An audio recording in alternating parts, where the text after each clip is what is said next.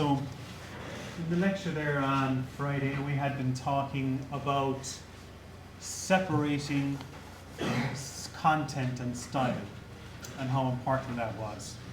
Now today, we're going to look at how those basic principles are given form in reality when we're actually coding.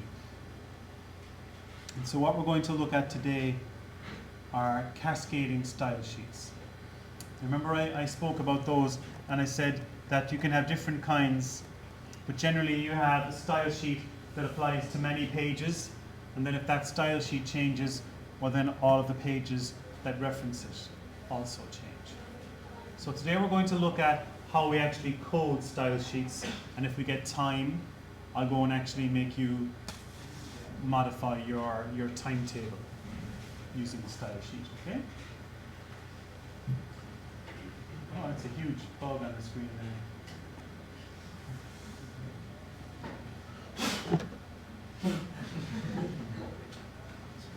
Okay, so he does like the light, all right?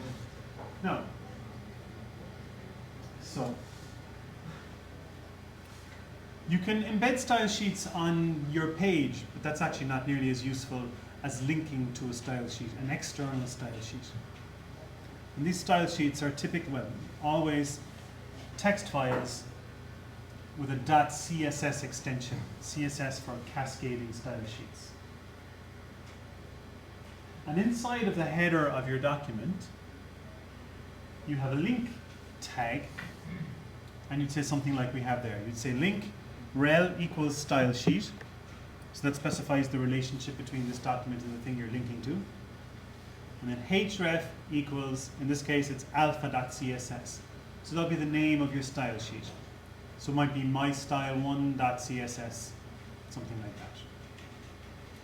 Again, with the href there, if the name you specify is in the same folder as the page that's looking for it, then that's sufficient. You can have a more elaborate path, or you can have a complete HTTP : blah, blah, blah. Let's say, for example, I was getting you each to make a web page about yourself, but we wanted them to look consistent and link to each other as if they were each part of a whole. I might make the style sheet and say, that's your style sheet, go link to that style sheet now. Now, as it happens, you'll be writing your own style sheet for this. You say type equals text/CSS. So that goes into the header there, and that specifies the name of the style sheet that the document is going to use.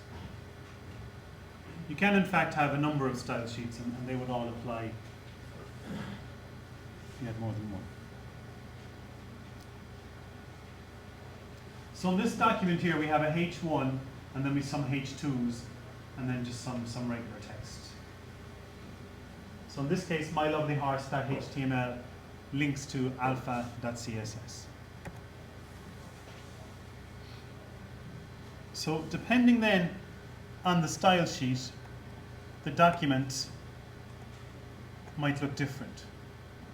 So in each of these examples here, the HTML is unchanged, apart from the fact that in each case a different style sheet is used.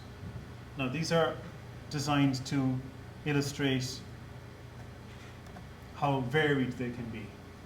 I wouldn't dream of holding them up as good examples of what something should look like. Most of them are, but this one in particular is unreadable. So depending on the style sheet, one document can look many different ways. But it's the style sheet that decides how it looks. So each of these three documents here has the same HTML.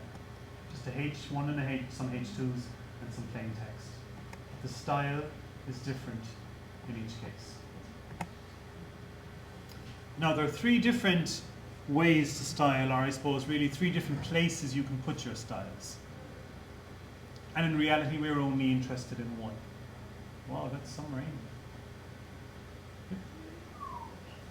I think we're getting it all at once now. Okay. You can have an inline style. And so that style that would apply to a particular tag.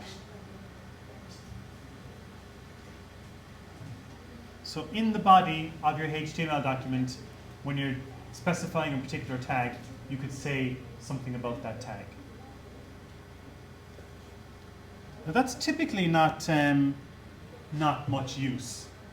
If you were to use inline tags all the time, well, you'd be no better off than if you were using old style HTML, because it only applies to that particular page. So if you do that all over the place and you want to change it back, you have to go to each individual page and change it back. You don't get any of the economies of scale that you get from using the one style sheet for, you know, every page. And also it makes the document fairly unreadable. So using inline styles is a fairly crappy idea, really, because it gets you nowhere and has as many of the problems of doing things the old way. So you could do it if it, you know, might get you out of a tight spot, but generally it's a bad idea. I would go so far as to say that for this module it's just wrong. Like if you'd be using inline styles in your documents, you'd be losing loads of marks, I would think. But you should be aware that it's a possibility that it can be done, but really it's only kind of for emergency use if you're stuck. Embedded styles then are styles that would apply to the whole page. So that's an improvement anyway on a style that applies to an individual tag. These styles apply to the whole page and they're embedded in the page. But they only apply to the page that they're embedded in. So inside in the header, you might say this is a style, type equals text/CSS, and then put in your styling information. Some people, what they like to do when they're developing a web page is have the style embedded on the page. So if they make a change, it's all there in one place. You can, you know, make a change here, make a change there. Rather than having the HTML and the CSS in two separate files and having to, you know, file save, refresh.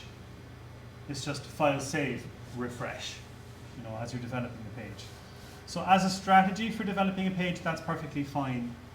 But generally then what you should do is you should, once you're happy with the style, extract it out and put it in a separate CSS file so that it can be used by all of the other pages on your website. But while you're developing that one page that you're going to use style for over and over again, that may be acceptable. So for this module, using embedded styles would be a perfectly reasonable development strategy, but the thing you hand up then would have just one externally linked CSS file. You wouldn't want any CSS embedded in your HTML file.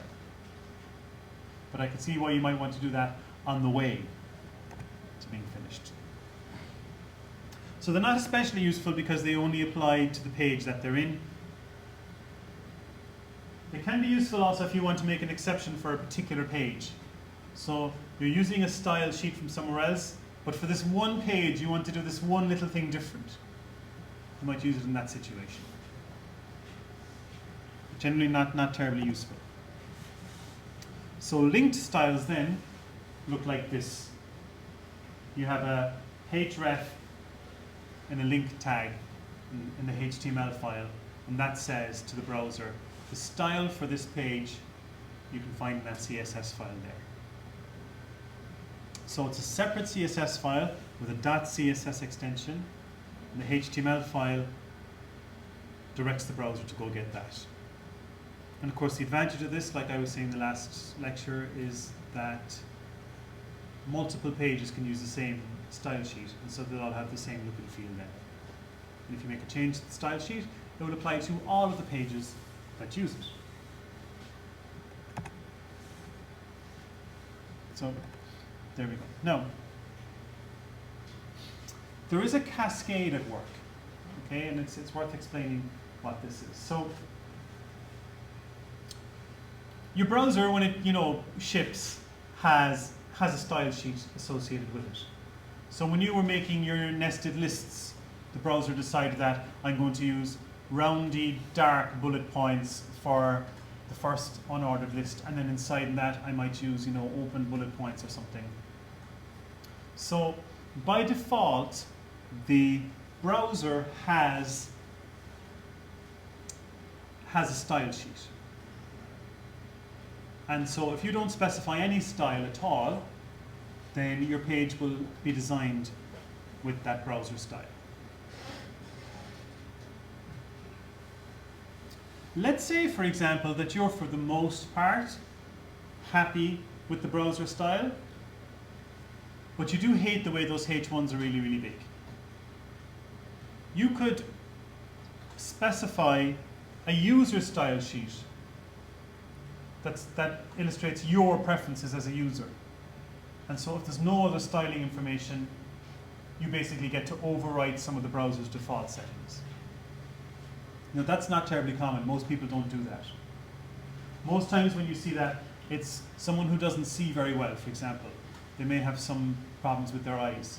And so what they would do is they would say on their own computer, I want all the text to be white on black, for example, instead of black on white. And so they would overwrite the browser defaults. So as a user, you can say on your machine, I want you, Mr. Browser, to do this with your H1s and this with your bodies and stuff. No. Most typically though, however, you'll have a linked style, a style to a CSS file. A link to a CSS file, okay? And that has higher priority over the user style and the browser style. An embedded style on the page is going to take higher priority than the linked CSS file. And an inline style inside a tag on a page is going to have a higher priority than an embedded style. So that's where this cascade comes from. So if the browser thinks H1s should be black and the user style thinks they should be green, well, in the absence of any other information, they'll be green. But if the link style says they should be orange, then they'll be orange. But if the embedded style says H1s should be purple, they'll be purple. And if the inline style for that particular H1 says it should be yellow, then it would be yellow. So it's like an order, a pecking order there. So sometimes you may come across a situation where there's a conflict, where you've two pieces of styling information conflicting. And then one of them would take priority over the other. However, if you're designing the site yourself, really, there are a few situations when that one would happen. But you should be aware of it. And that's where the cascading comes in, cascading style sheets. This is the cascade here.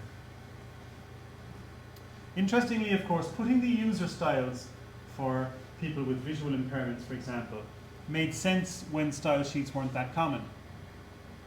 But pretty much every website you're going to go to now would have a style sheet associated with it. And so that would overwrite the user style. But there is actually a mechanism that a person can use to say, actually, I want my user style to have priority over the other styles. So a person that really needed the text to be white on black instead of black and white can still do that. But it's bad enough now to have to deal with this cascade without you having to consider the fact that you can actually rewrite the priorities as well. So this is kind of a read-only scenario for you guys. You need to be aware of the existence of this. But I don't expect you to have to deal with it because you'll be writing the CSS yourself anyway in a single linked external CSS file. So this issue shouldn't come up. Let's take a look now at what CSS looks like. So in CSS, you have these rules. And the rule has two parts. It has a selector and a declaration. So in the selector, you specify what it is you're talking about, what it is you want to style. So you might say, I want to style all the H1s in a particular way. So you might say H1 for the selector. Here this is saying, wherever you have P tags, wherever you have paragraph tags, I want you to style them this way. The declaration then specifies the properties that you want to modify,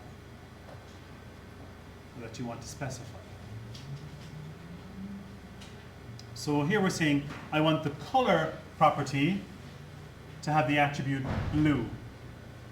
So you're saying P1, open bracket, color, colon, blue, semicolon, close bracket.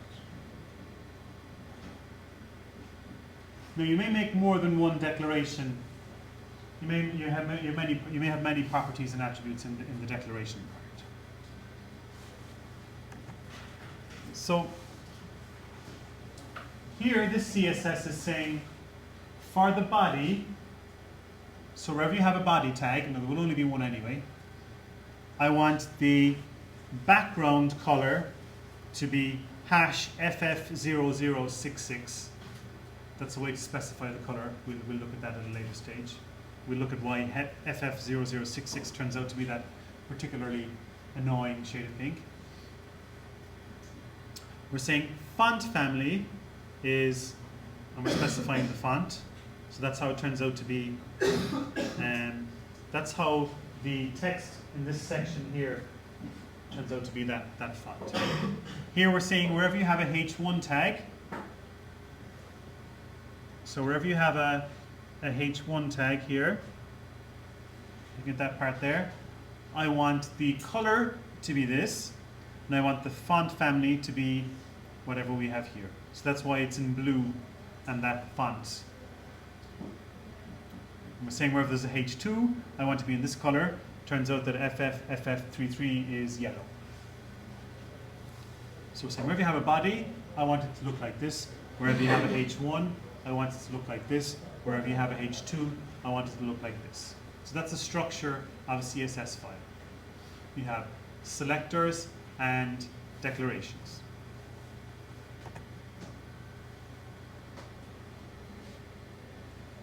Now it's important to say a few things about fonts.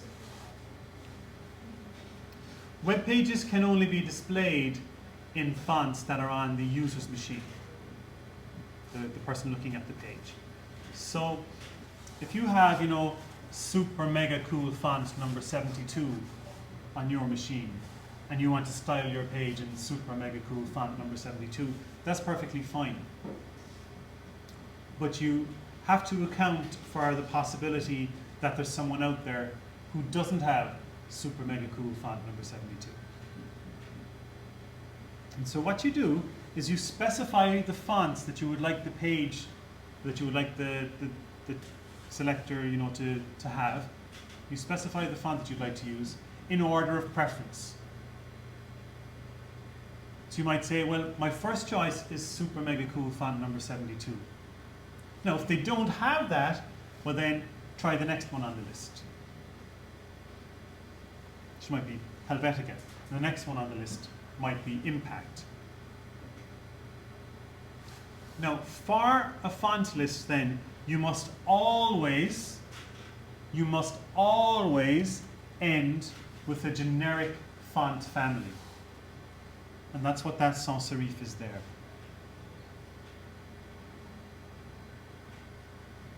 I don't know if it's sans serif, sans serif. Not sure. No.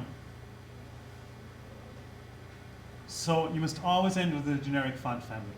So you put them in order of preference, and then basically the last thing then you're saying is, well, whatever the sans serif font du jour is, whatever your representative of the sans serif family is, I'll take that in a pinch. So at least then that gives you some control.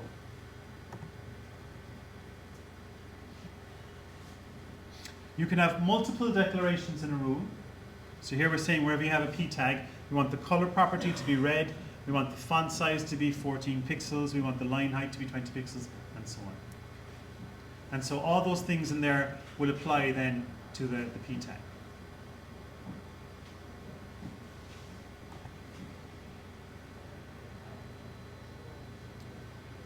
If you want to, you can select, you can put, if you're going to do the same thing to a bunch of selectors, then you can list them. I would advise against this though, because I think you get a bit confused. But instead of saying H1 color red, H2 color red, H3 color red, you can go H1, H2, H3 color red. if you want to. But I would advise against that. I think that's confusing and tricky. Now, so remember saying you must end the font list with a generic font family, generic font collection. Well, there are 5 of those.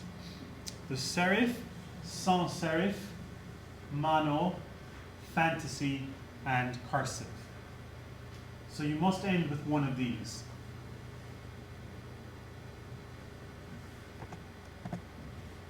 And if you look there, you see on the end of the letter S there, where I have serif, and the end of the R and the I and the F.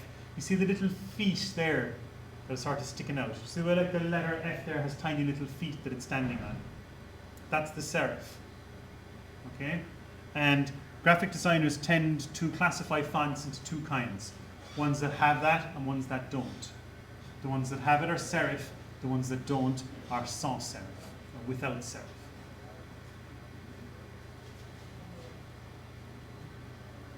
So Times is the world's most favorite serif font. Then you've got Helvetica, is a sans serif font, for example. So depending on what you're doing, you might choose different fonts for different situations. I won't attempt to give you everything you need to know about typography in 30 seconds class. But you can spend years studying typography and what choices to make. Monospace, in a monospace font, all of the letters are the same width. Fantasy is like kind of just super freaky whatever. Most browsers don't really support fantasy very well. And then cursive is meant to be sort of something that looks like handwriting.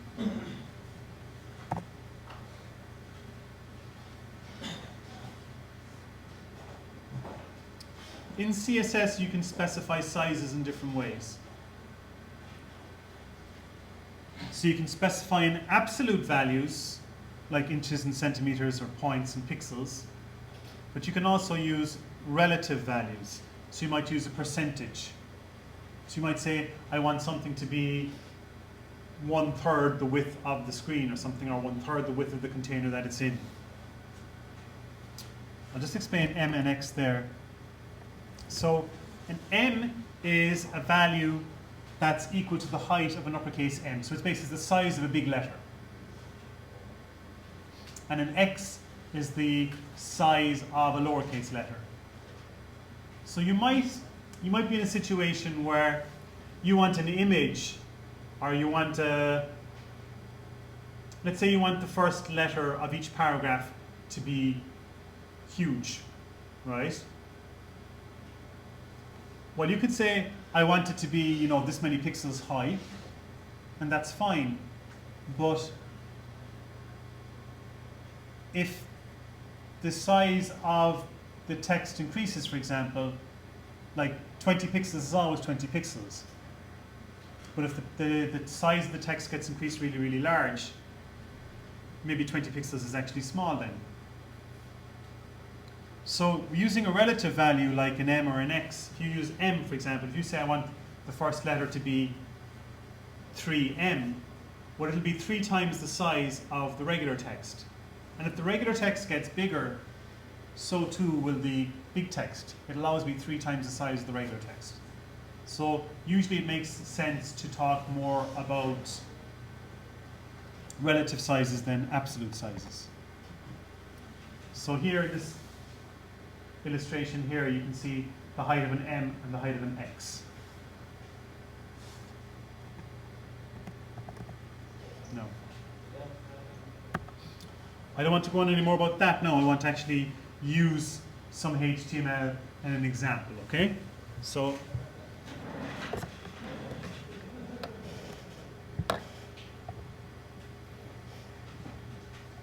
if we take a look here at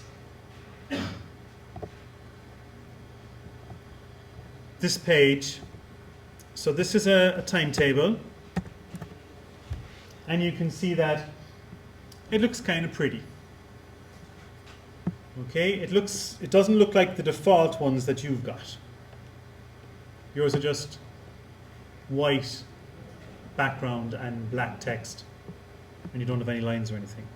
So what I'm going to show you now is I'm going to show you the CSS for this page. First thing I'm going to do is though, I'm just going to show you the HTML so that you can see there's nothing fancy about the HTML. This page would look pretty much the same as your page. So we have the table, we have the caption, the TRs for the rows. Now I have used THs for the heading parts, but you should have done that too. So Monday, Tuesday, Wednesday, Thursday, Friday are all THs, and then in each row the time is a TH, but the class is just in a TD.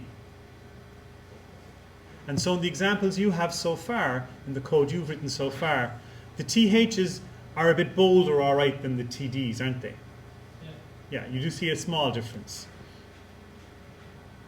So that's all that's there. There's nothing special, just tables, TRs, and TDs. Now let's take a look at the CSS for all that.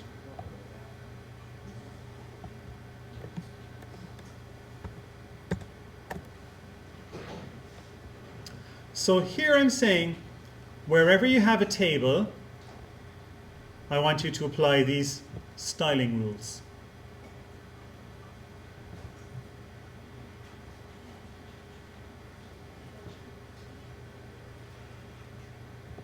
So I want the border to be 5 pixels in size.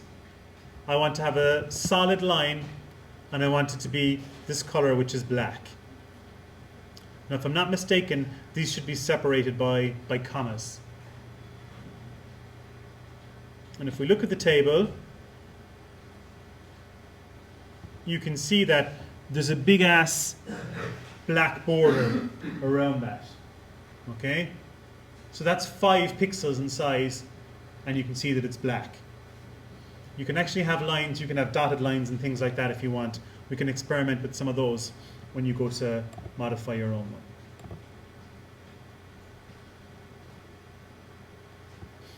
It's saying wherever there's a caption, I want the background color to be this, and the text color to be this. This here is white, and so when we go look at that, we see that, sure enough, for the caption, has a background color of dark blue, and the text there is in white.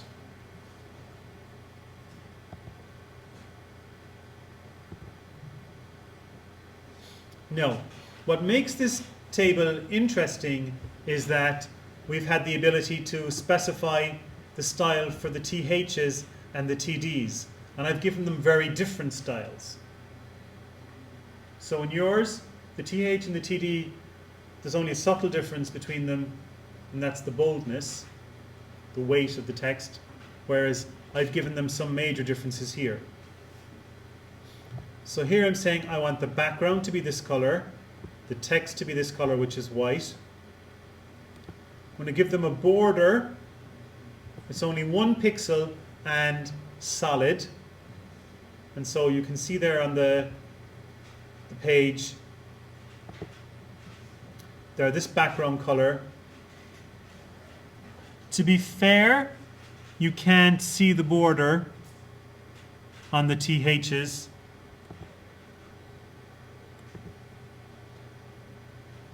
It's white, so you can't really see them.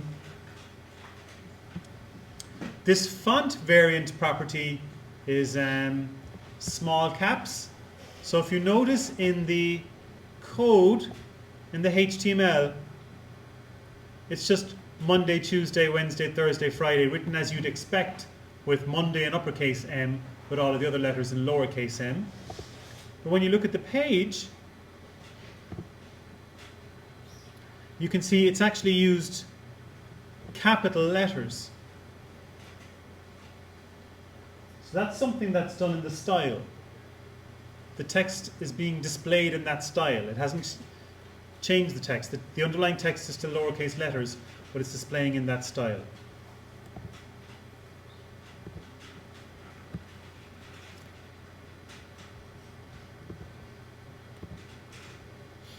I put some padding, that space around it, and then we said I want it to be Courier, which is the font. Whereas the TDs then I've styled in a different color. So we're saying wherever you have a TD cell, If you have a TD tag, I want these properties to be applied to it. So we have the background color is this, which is a light blue, and the text color is black. And you can see there, oops, that it's very different. It's just light blue and black text.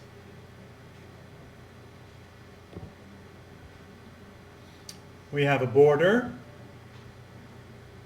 which you can see in this case, and we're using the font family Florence, and if Florence isn't available, then we'll have cursive, whatever the cursive du jour is. So that's why it looks like it's handwritten, sort of. So that's how the TH cells and the TD cells look so very different.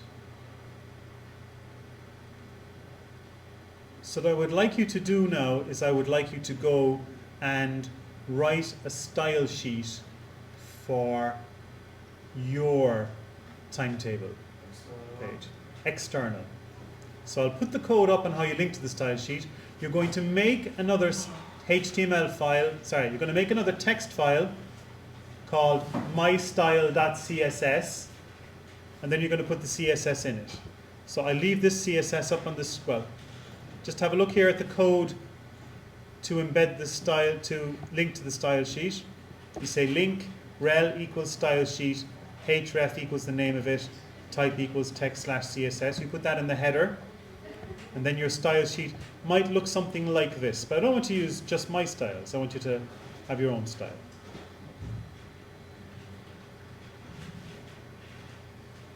Any questions on that?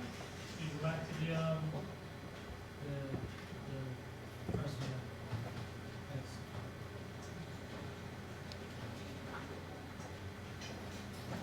So initially you could use a body tag and set the color to red or something, just so you can see that the style sheet is linked up to your page and it's working right.